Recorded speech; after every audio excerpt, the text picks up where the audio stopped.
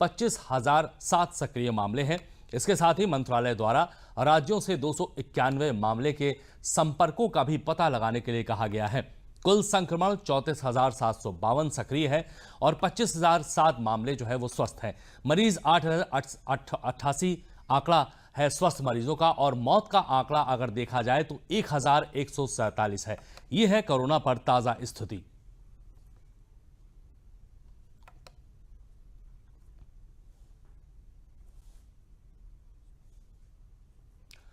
चुनाव आयोग ने महाराष्ट्र विधान परिषद की 9 खाली पड़ी सीटों पर चुनाव कराने का फैसला किया है। आयोग की आज हुई बैठक में यह फैसला किया गया है। मुख्यमंत्री उद्धव ठाकरे को विधान परिषद में मनोनीत करने के लिए राज्य मंत्रिमंडल के सिफारिश करने के बाद राज्यपाल भगत सिंह कोश्यारी ने चुनाव आयोग से चुनाव की घोषणा गुरुवार को अनुरोध किया था। ठाकरे ने 28 नवंबर 2019 को मुख्यमंत्री पद की शपथ ली थी, जिसके बाद उन्हें 6 महीने के अंदर राज्य विधानमंडल के किसी सदन का सदस्य बनना होगा।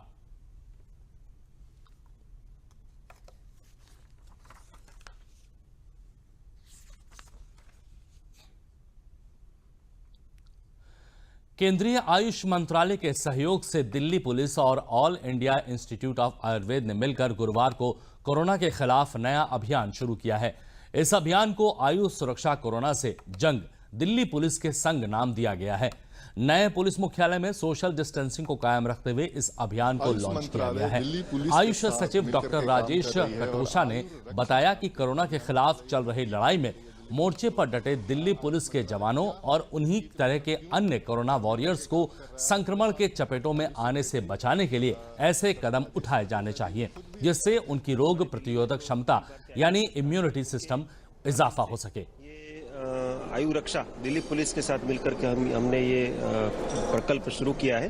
उसमें दिल्ली पुलिस के 15 जिलों में मिलकर के 80,000 जवान हैं जो अभी फील्ड में है। कोरोना पेंडेमिक के सामने वो जैसे माननीय प्रधानमंत्री जी ने कहा corona warriors, so they are corona warriors, और वो अपनी सेवाएं दे रहे हैं। तो उनका स्वास्थ्य ठीक रहे, उत्तम रहे, उसके लिए कुछ प्रयास करना चाहिए। तो आयुर्वेद में इम्यूनिटी बढ़ाने के लिए, अपने आप को स्वस्थ रखने के लिए ऐसे बहुत सारे उपाय हैं। उसमें हमने ये दिल्ली पुलिस के सभी जवानों को गिलोय की जो टेबलेट है संशमनी बटी और अणु तेल नाक में लगाने के लिए, इसको हमने प्रपोज किया है। ये जो आप किट दे रहे हैं उसमें चूंकि पुलिस फ्रंटलाइनर है, ऐसे जगहों पे जाते हैं, हॉट स्पॉट के एरिया में जाते हैं, तो उनको प्रिकॉशन के तौर पे ये यूज कर सकते हैं। जी, इसमें आइडिया ये, हम सब जानते हैं कि अभी कोविड-19 का कोई इलाज नहीं है, लेकिन एक चीज के लिए सब लोग सहमत हैं कि यदि हम हमारी इम्यूनिटी ठीक रखते हैं तो हम, यदि कोविड का इन्फेक्शन हो भी जाता है तो हम कॉम्प्लिकेशन में नहीं जाते, उसकी संभावना कम हो जाती है। एसिम्टोमेटिक रहेंगे या माइल्ड सिम्टम में रहेंगे। और ये इस प्रकार का जो ये एम्पिरिकल एविडेंसेस हमारे पास हैं, उसके आधार पर हम ये प्रपोज करते हैं कि सबको अपनी इम्यूनिटी बढ़ानी चाहिए। इसीलिए आयुष मंत्रालय ने सेल्फ केयर गाइडलाइंस भी जारी करी है, और सेल्फ केयर गाइडलाइंस में सब लोगों को अपने घर में ही उपलब्ध चीजों के द्वारा अपनी इम्यूनिटी को कैसे ठीक रख सकते हैं उसके बारे में बताया गया है। कैमरामैन मोहित के साथ Nitendra Singh, DD news, Delhi. Lockdown में घर पर ही रहना है की अपील के साथ में सरकार ने सभी को राशन, पैसा सब मुहैया कराया। वहीं महिलाओं की सुविधा के लिए उज्ज्वला योजना के लाभार्थियों को 3 महीने तक निःशुल्क रसोई गैस की व्यवस्था कराई है, जिससे महिलाओं में काफी खुशी देखने को मिल रही है। जनपद श्रावस्ती ज्यादातर लोग गरीबी में अपना जीवन यापन कर रहे थे। अशिक्षा होने के नाते यहां मजदूर तबका अधिक निवास करता है। वहीं सरकार ने लॉकडाउन में इनके लिए अधिकतर योजनाओं को निःशुल्क कर दिया। इससे एक योजना उज्ज्वला योजना है, जिससे लोगों के घरों के चूल्हे जलते हैं। वहीं सरकार की इस योजना से जनपद में सैकड़ों चूल्हे जल रहे हैं। वहीं महिलाएं प्रधानमंत्री नरेंद्र मोदी का शुक्रिया कहती नहीं थक रही हैं। वो कह रही हैं कि सरकार इस लॉकडाउन में अगर हम लोगों को निःशुल्क गैस ना देती तो शायद हम भुखमरी का शिकार हो रहे होते। शुक्रिया सरकार भैया गैस दी, हमारी गरीबी में मदद करें। हाँ, गैस हम पावा, बहुत शुक्रिया है। सरकार ने गैस दी है पकाने के लिए, और मोदी जी का बहुत बहुत शुक्रिया है। सरकार ने हमको गैस दिया है, हम लोग गरीब हैं, उन्होंने हमको गैस दिया है, मदद किया है, उनका बहुत शुक्रिया है। गैस, हम लोग गरीब हैं और हम लोग को गैस मिला है, और हम लोग मोदी का बहुत शुक्रिया है। और शाहजहांपुर जिले में लॉकडाउन के दौरान महिलाओं को खाना बनाने में कोई परेशानी न हो, इसके लिए प्रधानमंत्री ने अप्रैल से अगले 3 माह तक उज्ज्वला कनेक्शन धारकों को निःशुल्क गैस दी जा रही है। महिलाओं का कहना है कि जब सभी कामकाज बंद के कारण घर में पैसे का अभाव है, ऐसे में प्रधानमंत्री ने हम महिलाओं को निःशुल्क गैस देकर हमारे परिवार को खुशी दी है। उन्होंने बताया कि हम लोगों के खाते में पैसा आ रहा है, जिसे निकालकर हम लोग गैस सिलेंडर भरवा रहे हैं। सिलेंडर मिलने से हम लोगों को खाना बनाने में कोई भी परेशानी नहीं हो रही है।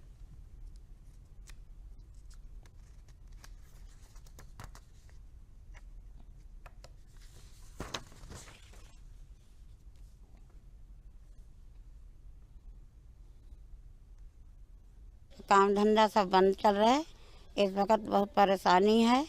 और मोदी जी ने सिलेंडर दिया है, वो सिलेंडर हमारे पास पैसे नहीं थे, तो मोदी जी ने हमें सहायता दी। और पैसे आए तो हमने अपने मतलब कि बच्चों को खावान के लिए सिलेंडर पर रोटी बना के जो भी चावल आवल दिए मोदी जी ने, वो ही हम गुजर कर रहे हैं। अब काम धंधा हमारे सब बंद चल रहे हैं, हम बहुत परेशान नहीं पर हैं। अब मोदी जी की धन्यवाद, अब बहुत अच्छे हैं और सब तरह से मोदी जी हमें सहायता दे। ने मेरा सिलेंडर भर दिया और खाना पीना के लिए सही है। और देखो 3 महीना तक फ्री भरते रहे। और देखो हमें बहुत तकलीफ आती, मोदी जी ने पैसा की तकलीफ खाती, मोदी जी ने हमारे परेशानी की गैस भी हमें मिली है मोदी तरफ से। और भरने में दिक्कत आती तो मोदी ने हमें 3 महीने की फ्री करी, तो हमारी इससे रोजी रोटी चल रही है। मेरे जनपद में 2,84,294 उज्ज्वला कनेक्शन, जनपद में 65 गैस एजेंसियां हैं, तीनों कंपनियों पे मिला करके। इतने कनेक्शनों में माह अप्रैल, मई और जून के लिए भारत सरकार ने पैसा उपलब्ध कराया है, जो सीधे लाभार्थियों के खाते में जा रहा है। उसको निकाल करके लाभार्थी गैस एजेंसी पर दे रहा है और गैस ले रहा है। पेंशनधारी हैं, उनको उनके दर पर गैस दे दी जा रही है निःशुल्क। तो इससे काफ़ी राहत है, लोग अब लॉकडाउन का पालन करने में समर्थ हो रहे हैं, आराम से घर में हैं। और ration 5 kg per unit. Gorakhpur में अंतर्राष्ट्रीय मजदूर दिवस पर आज से श्रम विभाग में पंजीकृत मजदूरों को डीबीटी योजना के माध्यम से 1000 की धनराशि दूसरी किश्त में भेजने का कार्य उनके खाते में किया जा रहा है। इस महामारी के चलते देश में होने के कारण श्रम विभाग में निर्माण कार्य में पंजीकृत मजदूर काम से वंचित हो गए थे। उनके सामने रोजी रोटी की समस्या उत्पन्न हो गई थी। ऐसे में सरकार द्वारा पंजीकृत मजदूरों को 1000 देने का निर्णय लिया गया है। उप श्रम आयुक्त ए.के. सिंह ने बताया कि गोरखपुर मंडल में श्रम विभाग 1,06,000 मजदूर पंजीकृत है, जिसमें 89,400 मजदूरों के खाते में अप्रैल माह की प्रथम किश्त दी जा चुकी है। गोरखपुर के पंजीकृत मजदूरों का कहना है कि हम लोग 1000 की किश्त पा चुके हैं, जिससे हम लोगों को बहुत राहत। पेंटिंग का काम करता हूँ, मेरे खाते में लेबर कार्ड द्वारा 1000 रुपया मोदी जी ने भेजा है, मैं उनका धन्यवाद करता हूँ। श्रम विभाग में हमारा रजिस्ट्रेशन है और 1000 रुपया मोदी जी के सौजन्यों से मिला है इस लॉकडाउन में। लेबर ऑफिस में मेरा रजिस्ट्रेशन हो चुका है और हमारे खाते में 1000 रुपये आई है, उससे हमको थोड़ा राहत मिली है। मोदी जी का धन्यवाद। और इस कोविड-19 का जब से प्रकरण आया है, सरकार ने और उसी के तारतम्य में बोर्ड ने यह निर्णय लिया कि ऐसे निर्माण श्रमिक जो हमारे यहाँ पंजीकृत हैं एवं अद्यतन नवीनीकृत हैं, उनको डीबीटी के माध्यम से 1000 रुपये उनके खाते में भेजा जाए। और इसी के तहत ये अवगत कराना है कि उनके चूँकि डीबीटी के माध्यम से उनके खाते में धनराशि भेजी जानी है, इसलिए आवश्यक है कि उनका FC कोड सहित खाता नंबर विद्यमान हो। तो जब शुरुआत में उन्हें डीबीटी के माध्यम से लाभ दिए जाने की घोषणा हुई और प्रावधान किया गया, उस समय मंडल गोरखपुर में कुल 1,06,000 के आसपास निर्माण श्रमिक पंजीकृत एवं अद्यतन नवीनीकृत थे, किंतु मात्र उसमें 27,000 निर्माण श्रमिकों का ही अद्यतन खाता मौजूद था।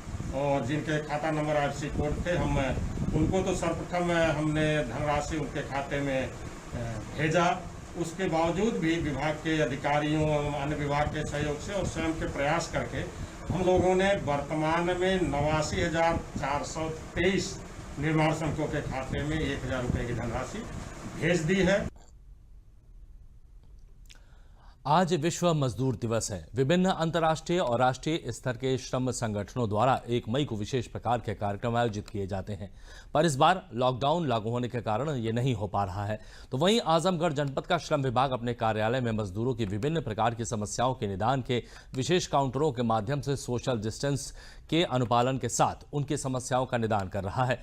इतना ही नहीं, आने वाले मजदूरों का थर्मल स्क्रीनिंग भी किया जा रहा है। आजमगढ़ मंडल के उप श्रमायुक्त रोशन लाल ने बताया कि आजमगढ़ मंडल में इस लॉकडाउन में सरकार द्वारा आजमगढ़ जनपद 20,733 व मऊ में 6,798 और बलिया जनपद में 16,264 श्रमिकों को 1,000 रुपये की धनराशि 30 अप्रैल तक उनके खाते में भेज दी गई है।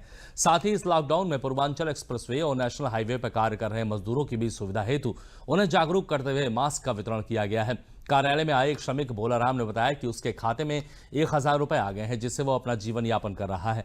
इसके लिए वो सरकार को धन्यवाद देता है। लॉकडाउन में भी सरकार हम लोगों पर अपनी कृपा बनाकर रखी हुई है।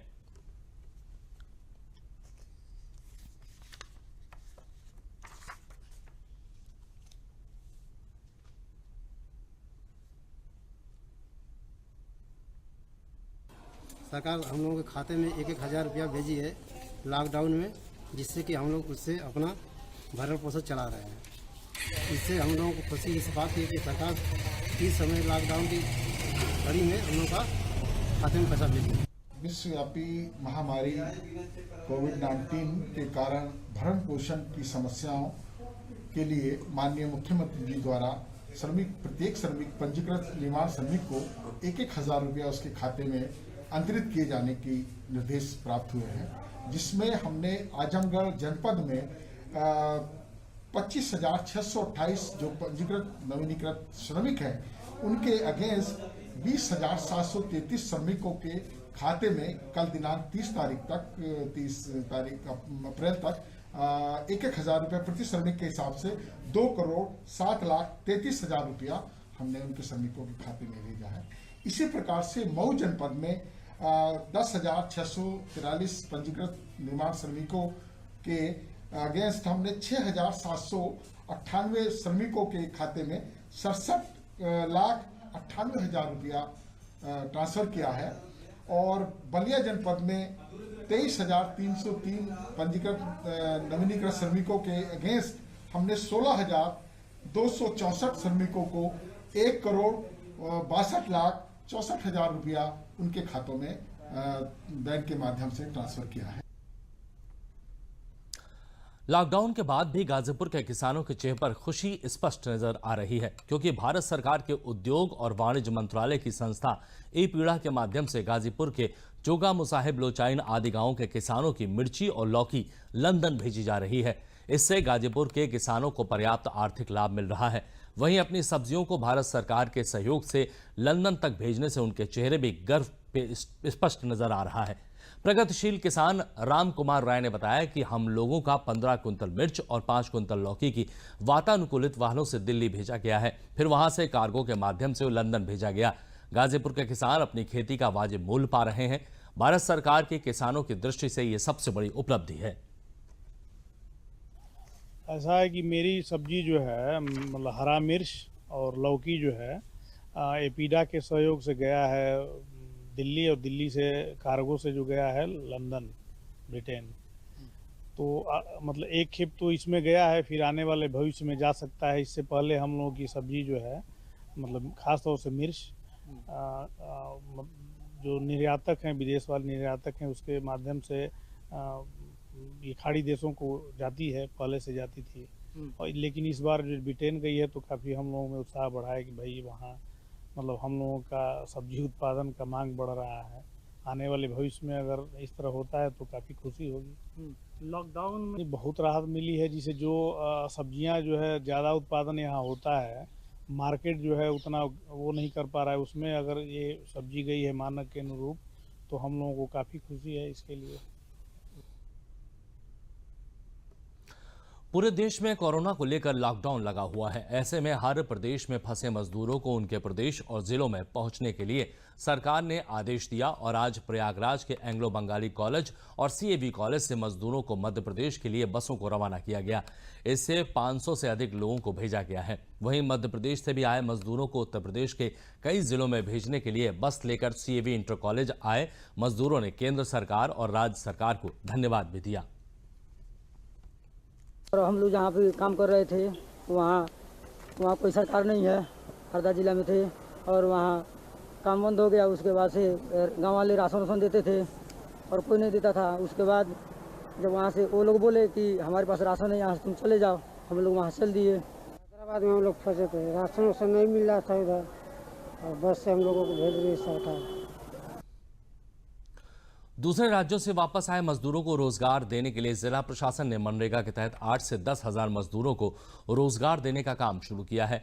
मनरेगा के तहत नदियों का जीर्णोद्धार और नालों की सफाई, लिंक रोड का निर्माण शामिल है। जिले के कई गांवों में मनरेगा के तहत काम शुरू हो गया है। बरेली में इन दिनों मनरेगा के तहत लिंक रोड बनाने का काम किया जा रहा है, जिससे घरों में खाली बैठे मजदूरों को काम मिल रहा है, जिससे ये लोग काफी खुश हैं क्योंकि लॉकडाउन के कारण उन्हें काम नहीं मिल पा रहा था। सरकार की मनरेगा में रोजगार देने की पहल से इन लोगों को उम्मीद जगी है।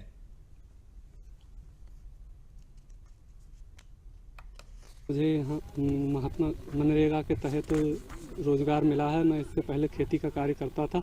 इससे मेरे जो पैसे मिलेंगे 202 रुपये, उससे मुझे घर के काम में काफ़ी मदद मिलेगी और इससे सरकार का धन्यवाद करना चाहता हूं मैं। लॉकडाउन के चलते बाहर रोजगार के अवसर बहुत कम है।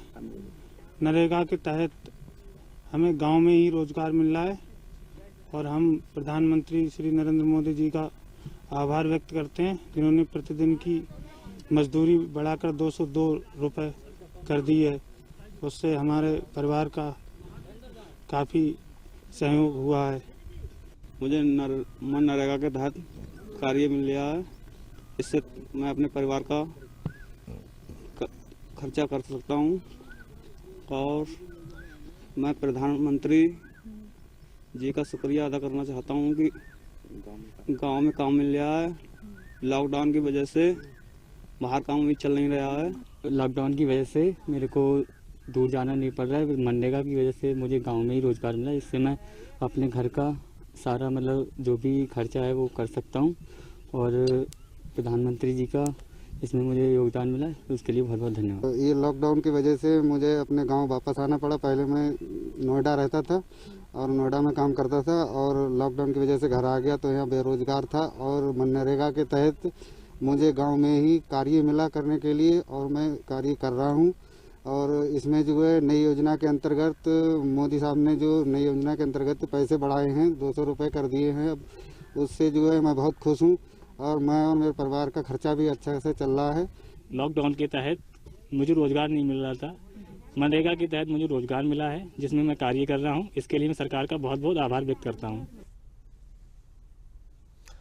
कोरोना वायरस से बचाव और रोकथाम के लिए किए गए लॉकडाउन में ठप पड़े कालीन उद्योग को जिलाधिकारी ने राहत देते हुए कालीन कंपनियों को छूट दी है, जो वर्तमान समय में कालीन उद्योग के लिए संजीवनी साबित हो सकती है। कालीन कंपनियों को रॉ मटेरियल ले आने और ले जाने के साथ फिनिशिंग कार्य के लिए श्रमिकों से कार्य कराने की छूट दी गई है। छूट में शर्त है कि कंपनी से 500 मीटर के इलाके के ही श्रमिक कंपनी में काम करेंगे। कंपनी में काम के दौरान सोशल डिस्टेंसिंग का पूरा पालन किया जाना अनिवार्य होगा। साथ ही हैंड वॉश, सैनिटाइजेशन का भी प्रयोग किया जाएगा। आने जाने के लिए सुबह 7 से 10 बजे और शाम 4 से 6 बजे तक ही कंपनी में छूट दी गई है।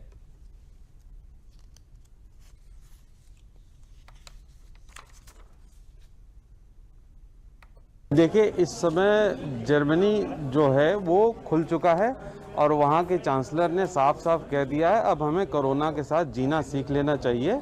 और वहाँ के जितने शॉप्स हैं, 80 स्क्वायर मीटर तक के जो शॉप्स हैं, वो खोलने का अनुमति मिल गया है और काम वहाँ पे शुरू हो गया। तो जो कस्टमर्स वहाँ पे हैं हमारे, वो हमसे माल मांगना शुरू कर दिए हैं, लेकिन चूंकि लॉकडाउन की वजह से हम उनको सप्लाई नहीं दे सकते हैं। इस लॉकडाउन में जैसे सारे व्यवसाय हैं वैसे ये भी है, लेकिन हम लोग कुछ ज़्यादा प्रभावित इसलिए हैं कि हमारी सारी डिपेंडेंसी विदेशी माने विदेशियों के ऊपर आधारित है, यूरोप और अमेरिका के ऊपर। लेकिन कुछ इधर बीच अच्छी खबरें ये आ रही हैं कि ऑनलाइन बिजनेस वहाँ पे अभी चल रहा है, जिसकी वजह से हम लोगों के अंदर थोड़ा सा एक माने हल्का सा उत्साह का संचार है कि हम लोग यहाँ पे एसडीएम साहब से आए थे इसी उसमें कि जो विषम परिस्थितियाँ हैं इनमें कैसे हम लोग सारे अनुबंधों का पालन करते हुए कैसे हम लोग काम कर सकते हैं। तो उसमें उन्होंने बताया कि ग्रामीण क्षेत्रों में जो छूट है बुनाई उनाई का कार्य, जो ज़रूरी कार्य हैं फिनिशिंग पैकिंग के लिए, जो इन हाउस कंपनी में रह सकते हैं या जो 200-400 मीटर के अगल बगल के लोग हैं वो आके थोड़े संख्या में काम कर सकते हैं, जिससे कम से कम एक उद्योग में जो बिल्कुल मृत पड़ा था तो थोड़ी सी जागृति आ जाएगी, थोड़ा करना शुरू होगा तो आगे हम लोग इसमें कामयाब होंगे। कोरोना वायरस के कारण उत्पन्न हुए हालात से देश में लगाए गए लॉकडाउन के कारण ग्रामीण मजदूरों के समक्ष रोजी रोटी का संकट उत्पन्न हो गया था, मगर प्रदेश सरकार की नीतियों के कारण वो गांव में काम करने की छूट से उन्हें लाभ होने लगा है। वो अपने ही गांव में मनरेगा के तहत कार्य कर पा रहे हैं। इससे उनको रोजी रोटी के लिए इधर उधर भटकना नहीं पड़ रहा है और गांव में ही वो आजीविका कमा सकते हैं। मनरेगा के तहत कार्य कर रहे ये मजदूर सोशल डिस्टेंसिंग की भी भली भांति पालन कर रहे हैं। सरकार मनरेगा के तहत ज़्यादा से ज़्यादा कार्य करके ग्रामीणों को इससे जोड़ रही है, जिससे वो गाँव में ही काम पा सकें और सोशल डिस्टेंसिंग का भी पालन कर सकें।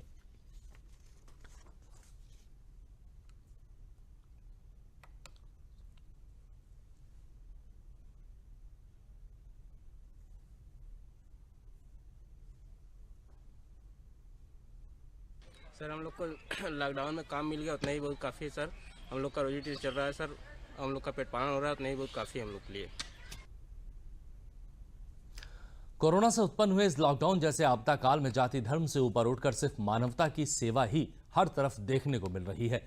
ऐसे ही एक सेवादारों की टीम सोनभद्र जिले के क्वारंटाइन सेंटरों से लेकर नगरीय पहाड़िया अंचलों तक में अपनी सेवा देने में लगी हुई है। ये युवाओं की टीम अभी तक लगभग 40,000 लोगों को भोजन करा चुकी है। इतना ही नहीं, इन सेवादारों द्वारा वर्तमान समय में भोजन के साथ साथ पूरे क्षेत्र को सैनिटाइज कराने का भी काम किया जा रहा है। सामाजिक समरसता और मानव सेवा को लेकर चलने वाले इस सेवादारों की टीम में रोजा रखते हुए सेवा दे रहे लोगों के अतिरिक्त हिंदू, सिख, जैन, अन्य सभी संप्रदाय के लोग भी लगे हैं।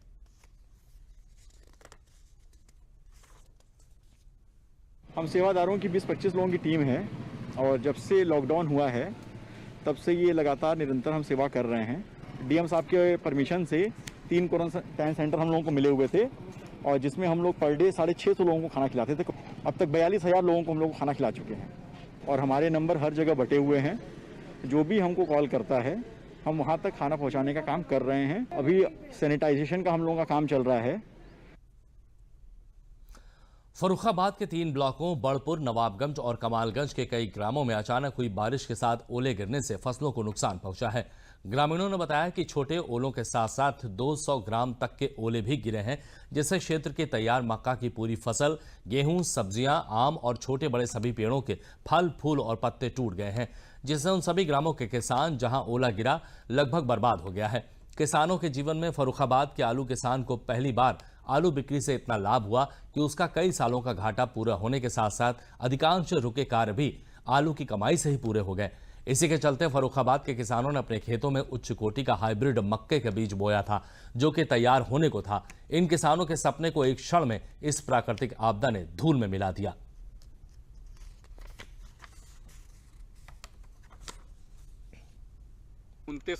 गेहूं पंतनगर विश्वविद्यालय के फसल अनुसंधान केंद्र से लाकर लगाया था। फसल हमारी इतनी बढ़िया थी कि आसपास के काश्तकार जिसे देखने आते थे प्रशंसा करते थे। कल बेमौसम में इतनी तेज़ बरसात हुई, आंधी भी तेज़ आई और तेज़ ओलावृष्टि भी पड़ी, जिससे हमारी जो फसल है वो नष्ट हो चुकी है। उसमें इतना भयंकर तूफान आया जिसमें बहुत ओले बहुत बड़े हमारे यहाँ बहुत बड़े बड़े ओले करीब 250-300 ग्राम तक के ओले पड़े हैं, जिससे मक्का की फसल बहुत ज़्यादा हमारे यहाँ होती है। हमारे पूरे क्षेत्र में मक्का की फसल बहुत ज़्यादा है और जैसे रानीगढ़ है, महमदपुर है, रेया है, करणपुर है, जनैया है, गुतासी है, ये सारे गांव में बहुत बड़ा नुकसान हुआ है। मक्का की फसल पूरी तरह से चौपट हो गई है। जो गेहूं की फसल है, गेहूं लगभग 75% हार्वेस्टिंग हो चुकी है यहाँ पर। जो शेष जो फसल यहाँ पे कटाई करके जो है लाख रखा हुआ था खेतों में या फसल काट के रखी हुई है, वहाँ पर जिन फसलों में 24 घंटे से ज़्यादा पानी डूबा हुआ है वो निश्चित तौर पे जो है 30 से 35% उसमें जो है रिकवरी जो है वो खराब होगी, दाना खराब हो जाएगा, तो इन फसलों को नुकसान हुआ है। बलरामपुर जिले में लगातार तेज हवा के साथ रुक रुक कर भारी बारिश से जनजीवन अस्त व्यस्त हो गया है। वर्षा से गेहूं के फसल की कटाई और मड़ाई पूरी तरह से प्रभावित हो गई है। तेज हवा से आम के बागानों को भी नुकसान हुआ है। जिले में अचानक हुई बरसात से खेत में कटी हुई गेहूं की फसल पानी में तैरती हुई नजर आ रही है। वहीं जो गेहूं कटने के लिए खेतों में लगे थे वो पानी भर जाने से खराब होने की संभावना हो गई है। किसानों के अनुसार बेमौसम के बरसात से कटाई गेहूं की मड़ाई लगभग एक सप्ताह पीछे हो गई है। जिले का ये क्षेत्र गन्ना बहुल होने के नाते अधिकतर पछेती गेहूं की बुआई होती है, जो देर से कटती और मड़ाई होती है। किसानों ने कहा कि इस बरसात से काफी नुकसान गेहूं को पहुंचा है।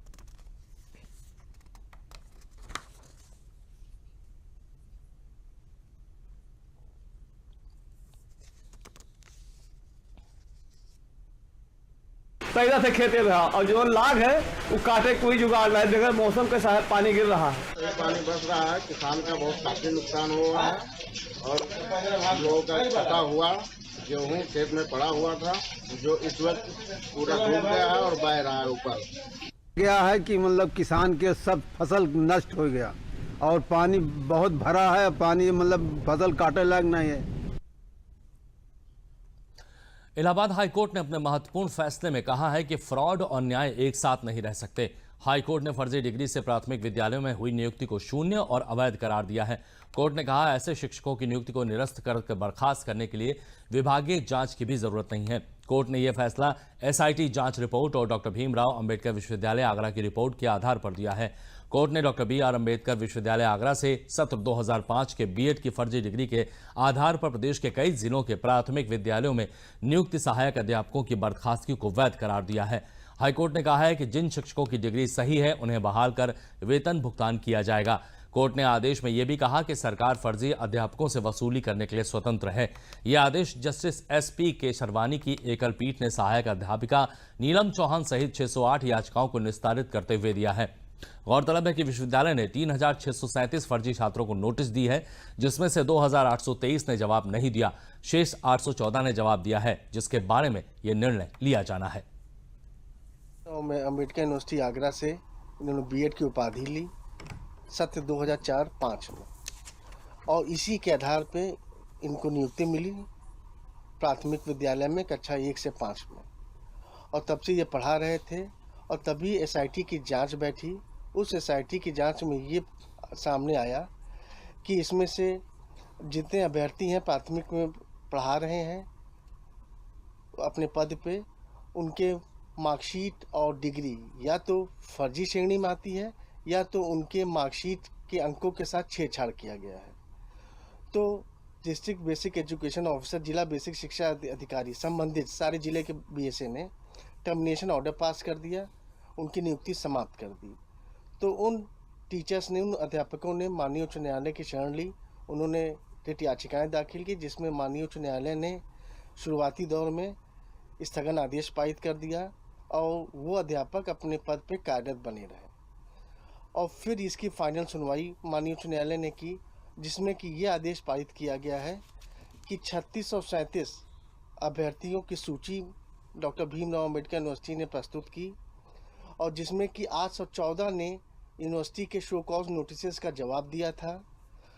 तो 814 के लिए ये आदेश पारित किया गया कि ये अपने पद पर कार्यरत रहेंगे लेकिन सैलरी नहीं दी जाएगी और 6 महीने के अंदर यूनिवर्सिटी को ये डिसाइड करना है कि इनकी मार्कशीट और डिग्री वैलिड है कि नहीं। और यदि यूनिवर्सिटी को ये लगता है, ये पाया जाता है कि ये 814 अभ्यर्थी की डिग्री और मार्कशीट बिल्कुल वैलिड है, बिल्कुल संवैधानिक है, वैधानिक है, तो BSA अपने अपने टर्मिनेशन ऑर्डर को वापस ले लेंगे। तो बुलेटिन में फिलहाल इतना ही, दीजिए इजाजत, नमस्कार।